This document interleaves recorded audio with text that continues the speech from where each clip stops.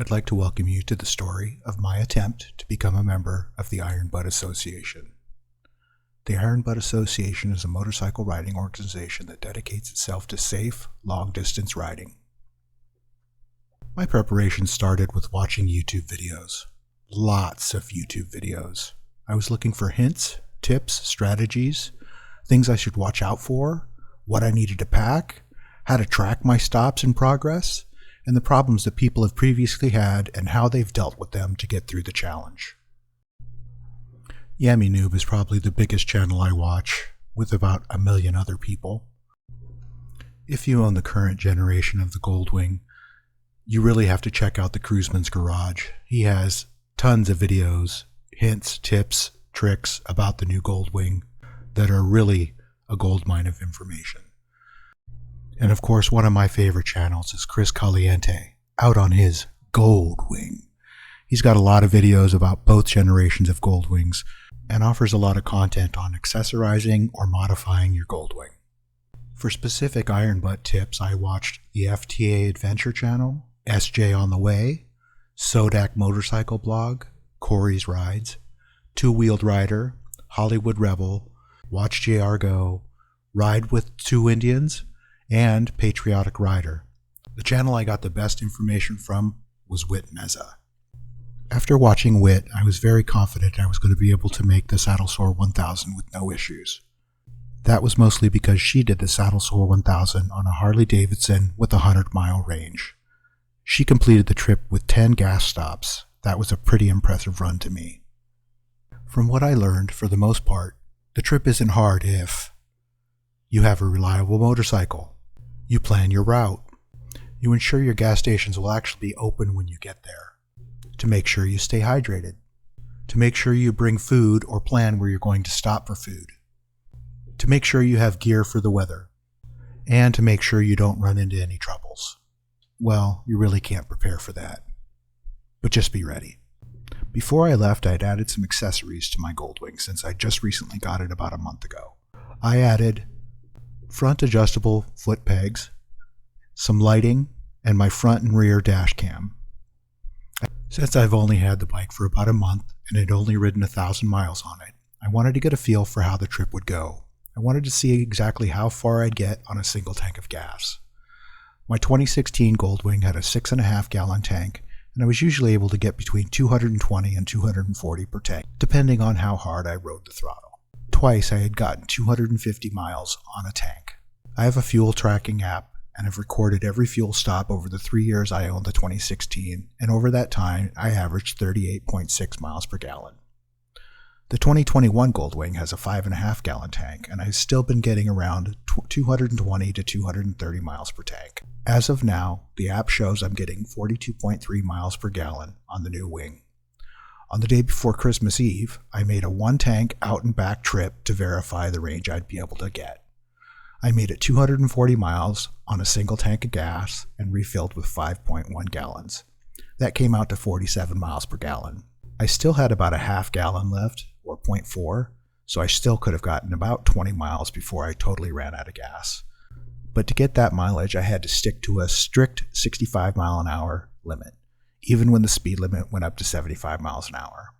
On the way home, I got about the same mileage, even though I went the speed limit. So in all, it was a 480 mile round trip on 2 tanks of gas over an 8-hour period. The bike had offered enough different riding positions that I wasn't uncomfortable, even with the stock seat. I was ready for my attempt. Each year, I always take 2 weeks of vacation over Christmas and New Year's for a nice end-of-year break that I look forward to. So I wanted to go on the Sunday after Christmas, but an incredibly rare rainstorm hit Southern California and stayed rainy until New Year's Eve. I needed to wait another day to let the rain blow through the route that I had planned. The planned date was New Year's Day on 2022, so I went to bed at 9:30 on New Year's Eve and got to sleep around 11. While the basic Iron Butt trip is the Saddle Sore 1000, which is 1,000 miles in 24 hours, there's also an achievement of the Bun Burner 1500 Gold and Silver, which is completing 1,500 miles in 24 hours for the gold, or 1,500 miles in 36 hours for the silver. I was already going to be riding 1,000 miles, and from my test it shows I was going to complete that in 16 hours, so I figured I could just throw on the extra 500 and get the 24-hour Bun Burner Gold record for 1,500 miles. So I planned my route to go from Corona to El Paso, Texas, which by the map showed to be 771 miles, and back. I liked this route because it was straight freeway riding, with Arizona, New Mexico, and Texas having a 75-mile speed limit as opposed to California's 65 mile an hour. So my ultimate goal was the Bun Burner 1500 certificate, along with the Saddle Sore 1000 certificate as a bonus for the same ride. Corona to El Paso and back, no problem. My day started at 4:45 a.m. when I woke up 15 minutes before the alarm went off at 5. I was excited to get started. I was out the door by 5:20 and on the way to the gas station about 2 miles down the road to start the day. January 1st, 2022 at 5:30 a.m. was my official start time. I got my picture and stashed the receipt and took off. It was still dark and about 48 degrees while I was on the road. It was cold, but I had my gear as well as my heated grips and my heated seats, and I had just started, so I was still toasty for the first hour of the trip. Between 6:30 and 7, the sun was up, but not over the mountains yet, so I was still mostly riding in the shadows of the desert valley from Southern California. It got down to 38 degrees. This was getting cold, but still not unbearable because it was only about 30 minutes, and then the temp started to rise as the sun came over the mountains. My first stop was in Blythe, California at about 7:50 a.m. It had warmed up to about 45 to 48 degrees, and I was feeling pretty good about the trip so far. I popped in the bathroom, took my pictures, and got back on the road in less than 10 minutes. So far, so good. I was in Arizona now, so the speed limit was up to 75 miles an hour. I was making good time, but my rule was to stay within 5 miles an hour of the speed limit, which usually kept me up with the flow of traffic. There were a few cars that were going 85 or more, but I would watch them for about 10 minutes as they slowly crept up on me, and they finally passed. There were also semis running at about 80 miles an hour also. It would take me 10 minutes to catch up to them and pass, and it was a challenge to try to time the semis with the cars passing, so as to not get stuck behind one going just a little bit faster than the other, and having them take 5 to 10 minutes to pass them. It was New Year's Day, so there was really no traffic on the road, and I was pretty much able to cruise by myself most of the time. The temperature was about 53 now, and rather pleasant to be riding with partly cloudy skies. It was kind of windy, as the last part of the system of rain that had passed 2 days ago was still blowing hard and moving across southwest. There was a rain front in front of me somewhere between Tucson and El Paso when I left at 5 a.m. I was thinking it would blow through by the time I got there around 5 p.m. 2 stops down, 450-ish miles, and 5 hours. I was making good time. Gas, picture, drank some water, ate some beef jerky, and was back on the road in about 15 minutes. Another good stop. My third stop was in Bowie, Arizona, at about 2 in the afternoon, adding another 210 miles to the trip. This was going to be the last stop before the halfway point, and I was only 210 miles out of El Paso. I was going to make it to the halfway point well before 5 p.m. I was making good time and feeling good about the ride. At about 3 o'clock, the wind started picking up and blowing much harder than it had all day long so far. I could see the rain system in the distance and started worrying that I might hit it before I made it to El Paso. I had my rain gear as part of my motorcycle suit and plastic bags to cover my feet in case it did start raining, as my boots were not waterproof. I don't mind riding in the rain if I'm driving at speed, because on the Goldwing, you get shielded for most of it from the fairing and the windscreen. But the wind was blowing so hard that day that I had to drive at an angle just to keep straight on the road. The weather that day stated that the winds were 30 to 40 miles sustained with gusts up to 70 miles an hour. The wind was hitting most of the left side of my body. The temperature was dropping and I was starting to feel it. My arm and leg and my feet could feel how cold it was getting. I had just started through a section of freeway with a huge high wind and dust storm warning signs along the side of the road. Tumbleweeds had started, tumbling across the freeway, and some of them were as big as my bike. I had seen a semi coming westbound with what looked like to be 4 tumbleweeds covering the entire front of his truck stuck in its bull bars. I had a semi going in my direction hit a pretty big one about 200 yards in front of me after it blew through my lane and into the left lane. It exploded into what turned out to be 10 mini tumbleweeds that came into my lane, but the wind was blowing so hard it had cleared my lane before I even got to it. At one point, the freeway took a sharp right and was heading south into El Paso, and now that wind was directly behind me. So now we had tumbleweeds tumbling down the freeway instead of across the freeway. Sometimes I would see 3 or 4 tumbleweeds entwined together, rolling down the road as one giant tumbleweed. One time, me and a couple cars calmly changed lanes to pass them in the 55-mile-an-hour construction zones, as the tumbleweeds stayed in their lane better than some of the trucks had that day. With the wind at my back, I was on the final stretch of the halfway point. I was feeling a bit cold, and my left foot was quite near numb. I had been trying to hold it as close to the engine as I could to shield it from the wind and pick up any warmth I could from the engine. At 4:50, I pulled in my halfway point, El Paso. Coming into El Paso, I was just hitting the back of what looked like clouds with rain. It wasn't raining on the freeway, but was wet and the cars were kicking up spray, and the spray was hitting my windscreen. I had just hit downtown and needed to go a couple extra exits to make sure I had the 750 miles on my first route, in case my odometer wasn't accurate. After checking, Google said I had gone 771 miles. So I made it to El Paso without rain, but I was cold, I was hungry, and I needed a break. I knew it would get cold when the sun went down, and there was no way I'd be able to make it if I couldn't keep my feet warmer than they were.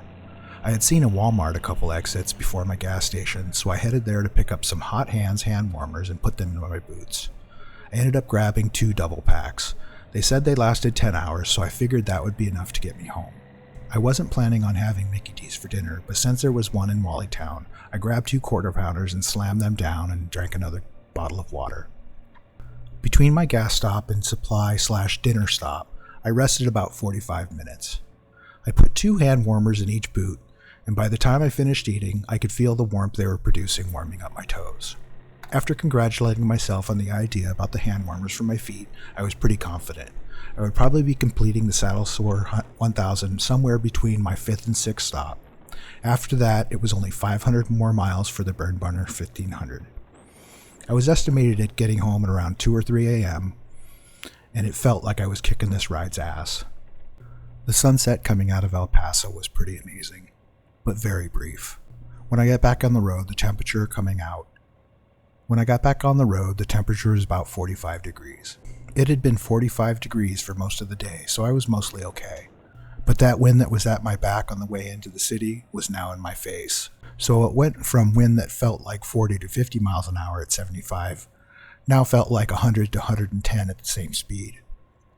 It was cold and most of the wind was being blocked by the bike, but even with the heat in my boots, my feet were getting cold again. Not uncomfortable, but not warm. My hands were warm on the inside of the palm, but on my knuckles, they were very cold. I had battery-operated heated gloves, but I had used that power earlier in the ride. And the temperature started dropping. 45, 43, 41. Then I hit that turn on the road from north-south to east-west, and the wind, which was coming hard in my face, was now hitting me dead on the side. After about an hour, I couldn't take any more, and I had stopped after only 100 miles from El Paso in Deming, Arizona. I was stopping to put 4 more hand warmers in each boot for a total of 6 in each, 2 in the front of the boot and the rest down the side of each towards the wind.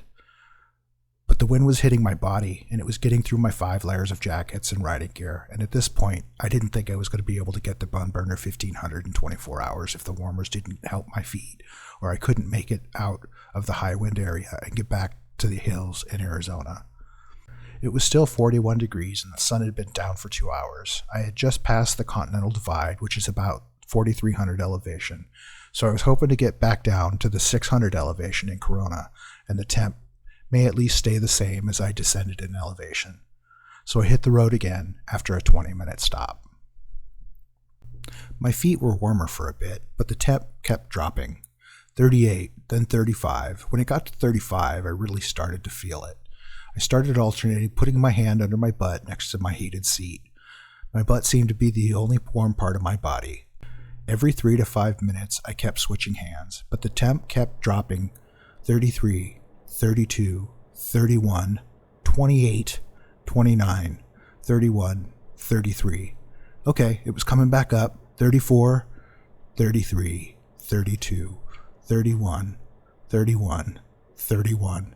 It was too cold. The wind was still hitting my right side, and my knees felt numb. At this point, I wasn't sure if I was even going to make the Saddle Sore 1000. Looking at my nav, the next big city was Tucson. I made the call and decided that this was going to be over in Tucson, even if I didn't make the Saddle Sore 1000. But that was still 60 miles away. About an hour, because at 35 I had slowed down from 75 to 65 to stop the wind from cutting through my layers. But at 32 and below, the cold was still getting at me at 65 miles an hour. It was too much and not worth hypothermia. I needed to stop at the next exit and at least warm up if I was going to make Tucson. So I pulled into Benson, Arizona for a gas stop. When I pulled into the Chevron station, I saw that there was a Quality Inn across the street and knew I wasn't going on the road again that night. It was just too damn cold. So I filled up and took what turned out to be my final stop of the ride.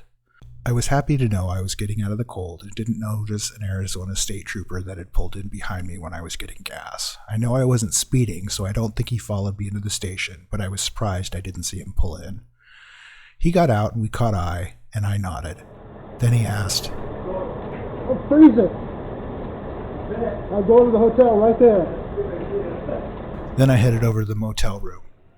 I wasn't sure of my mileage, and I was thinking it was possible I didn't even cover 1,000 miles. As it turns out, when I got in the room, I did check, and Google says I went 1,050 miles. And according to my odometer, I had gone 1,047. So I'm confident that I completed the Saddle Sore 1000. So I got up to turn on the Goldwing and let the heated grips and seats warm up. But when I went out there, the bike was covered in snow. Well, not snow, I guess it was ice. And the puddle behind it was also frozen over. It was pretty cold outside. I checked the temperature, and it said it was 27 degrees. I was not ready to go back into that cold riding, and I needed to warm up a little bit before I even attempted it. So I went back to bed and got back up at 7. By 7, it had warmed up to 29 degrees. But I figured it was the morning and the sun was coming up and it would warm up, so I started on my way home. I ended up not getting home until about 2, so ultimately I failed the Bun Burner 1500. So I made the Saddle Sore 1000 challenge within the 24-hour time frame. So my trip was not a complete failure. I succeeded in the 1000, but failed in the 1500. Trying to complete this ride on New Year's Day was not a wise decision on my part. I underestimated the effect of cold weather on my body. Being from Southern California, I don't have much experience with actual cold weather. In fact, most of the parts of the country don't even consider anything below 0 to be cold. Maybe even colder for my family that lives in Michigan. I'm proud that I finished the 1,000-mile trip, and it will be a trip that I won't forget in the near future. About the only thing I would change about my preparation and execution of the trip is the time of year I tried it. The water and beef jerky during the day and one stop for dinner seemed to work out just fine. I wasn't really tired when I stopped at about 9, and I could have easily kept riding to the end. I will definitely be doing another attempt at the Bun Burner 1500 this spring and summer, when the temperatures stay between 60 and 100 degrees for the entire 24-hour period. The north shore of Lake Tahoe is 760 miles from Corona, and it'll make a nice out and back route to get my California ride pin and certification. Stay safe and keep 2 wheels down.